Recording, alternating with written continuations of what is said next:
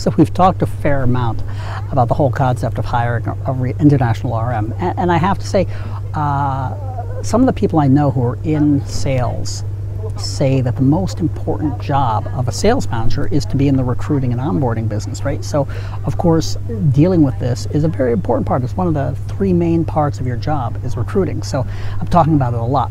But let's say we've gotten to the point, we've met with our candidates, we've talked to them, we've judged them, we know who we want. Now we know the person we want.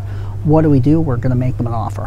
First thing that I always do is I reach out. There are a couple of companies that'll give me a competitive analysis of what the right level of pricing, the right level of salary is for somebody of that experience and that kind of job. And I like to follow those guidelines because what you don't want to do is lowball somebody and have it develop either into an unpleasant situation, or they outright say no, or you get into an extended negotiation. I want to make a solid offer at the beginning.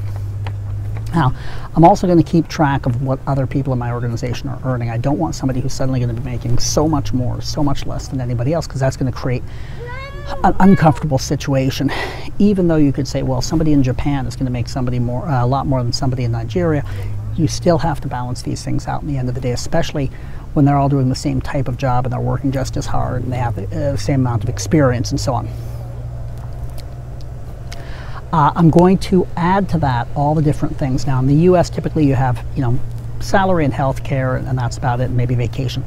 Internationally, you might have a lot of different benefits that are paid out, and they're different in different countries. So you can ask around. I remember in India, when I lived in India, I used to give people a book allowance of $100 a month, right? You have a car allowance. You might have a variety of other different types of allowances, and these are essentially forms of non-taxable salary.